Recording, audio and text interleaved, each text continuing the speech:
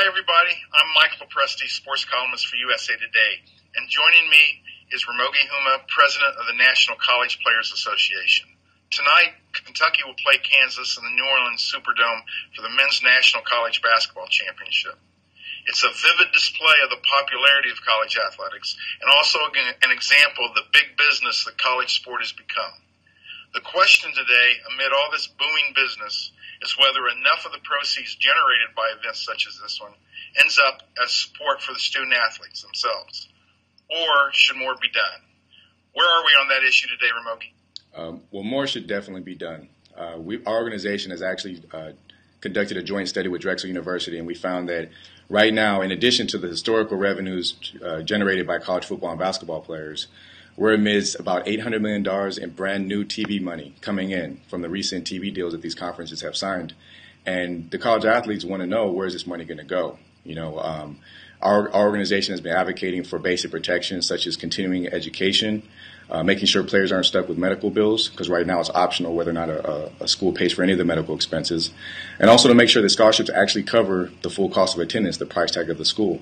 The NCAA actually caps every scholarship in the nation below the cost of attendance, leaving players with about $3,000 to $5,000 a year in out-of-pocket expenses. So these are definitely the places to start, but absolutely college athletes deserve some more protections.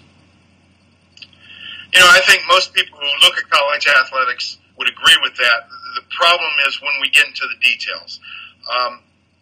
One thing I've never really warmed to is when someone talks about just paying athletes to play.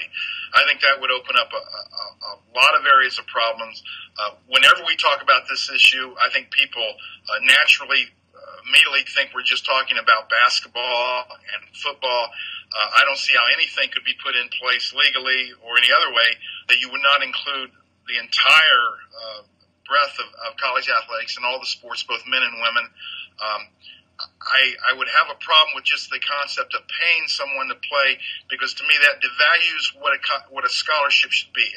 As a parent who's paid for 3 kids to go to college, I know what happens, how difficult it is for families and for students to get a college education. Many of them leave with debt they will be burdened for years and decades, and that is an advantage the college athlete many times do not have. Now, all that said, clearly more needs to be done in some form or fashion. I would agree that the full cost of a scholarship is not what athletes get. There more needs to be done there, certainly on the medical front.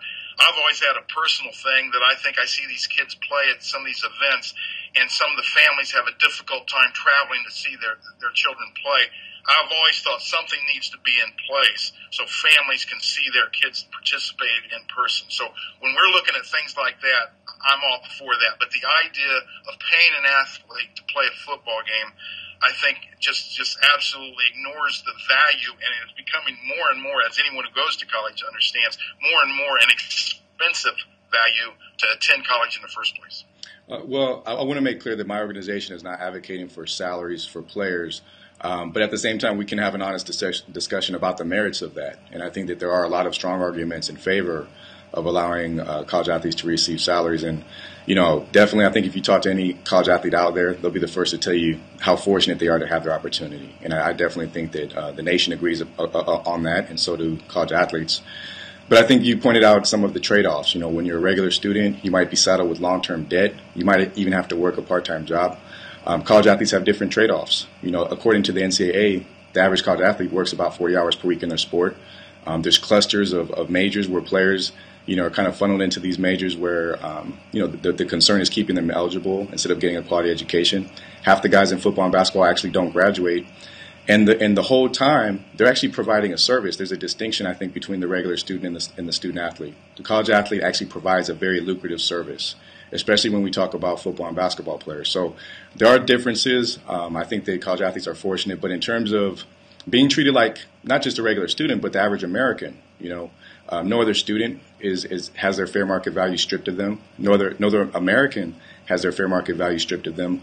But for some reason, when we talk about college athletes, it's easy to do that. And I think part of that is because the NCAA has had a 100-year head start on the discussion.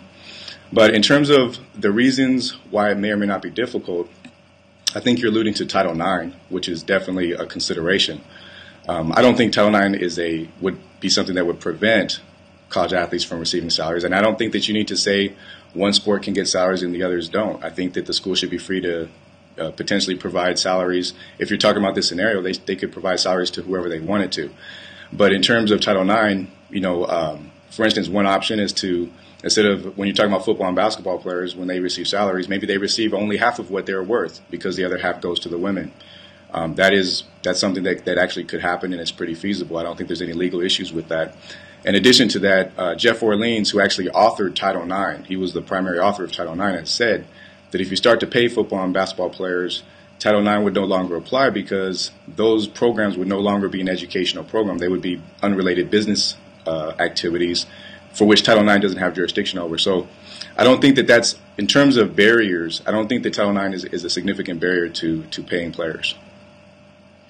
Well, the thing where I would disagree, when we start talking about market value, I can understand the concept of paying a player his market value on the basketball court. But if you take that same student athlete and put him in a history class, what market value does he have to the college there? But he is getting paid, or he is being allowed to go there for basically nothing. There are a lot of students in there who are good students, probably more, in many cases, academically qualified to be in that class, and they are paying to be there. So when we start into market value, I guess if I were to look at it, if we were going to reduce it to that alone, then if we were going to pay players their market value to be on the court, then we should do away with academic scholarships, because there is no market value to those folks being in their class. They should have to pay their way in that class the same as everyone else. They are not doing anything, gaining anything for their school there. But I think that's the problem when we get into the salary discussion there. That's why whenever I've looked at this, I'd like to separate that out, because I think a lot of people have a problem with that. I think from a reality standpoint, if we start talking about where you can pay this athlete however much you want to pay, but not that athlete, you get into a bidding war across your athletic program. I don't think we need that. I don't think colleges could afford it. I think it leads you a lot of places you don't want to go. I've heard some people say, well, if we paid athletes, maybe that would do something about cutting down some of the cheating and the violations in recruiting. I don't see that. I think if you would give athletes X, there would always be somebody out there willing to say, I'll give you X plus Y if you come here. I don't think that would fix that problem. So I think to talk about salaries leads us into an area where there is so much disagreement, so many, it seems to me, so many problems. I prefer to leave that aside and go back. What can we do more that we're not doing now? And I think the stipend is a good idea. I think we have to look at the full value of what a scholarship should be. I think we have to look at medical costs. And the other thing I think you have to put into this, the value of a scholarship. These athletes are getting excellent instruction by some of the best people colleges can find to instruct them in their athletics. They're also being given great exposure, great competitive opportunities. All of that is of value.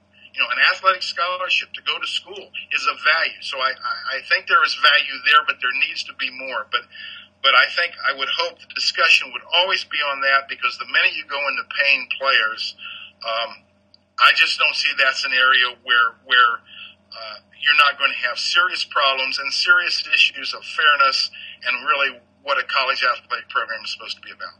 I think there's a difference between the value you're talking about, but also compensation. I think there's a distinction. But just taking a step back, part of our study with Drexel University estimated the fair market value of college athletes, football and basketball players in Division I. We found that the average football player was worth $121,000 in Division I, the FBS schools, $121,000, and in basketball it's $265,000 a year, the average. If you talk about having players pay their tuition and fees, if they were to receive their fair market value, that's definitely a win for players, because the average cost of attendance is probably somewhere between $30,000 and $40,000. In terms of the value to the sport, I think college athletics is a popular sport because the players actually go to school, and I think that's part of it. I think there's a value not just on the court, but the fact that the spectators know that these guys are college athletes. I don't think it's because they know that whether or not they get paid or how much their scholarship is worth versus one school to another. I think it's the fact that, hey, these guys are actually going to class. And in terms of the value and compensation comparisons, these guys, yes, they're receiving instruction from very good coaches. but 98% of them never go to the NFL or the NBA. So for 98% of them, they're being forced to give up their fair market value, and only 2% can arguably say, well, that value in terms of coaches and training actually help them in their profession. I think if you look at, there's probably a secretary of Microsoft somewhere right now that's part of a billion-dollar industry that has very rich and very good bosses, but that does nothing when she goes home to put food on her family's table. It's a college athlete. It doesn't matter how good your coach is or what kind of instruction you're getting, how big the facility is. Cal Berkeley just had a $430 million stadium renovation. But the players who play in that stadium, and there's all this value around them, it does nothing for them to make ends meet when they go home. It doesn't help whatsoever. So I don't think that that's the necessarily appropriate lens to look through the value of what a college athlete receives.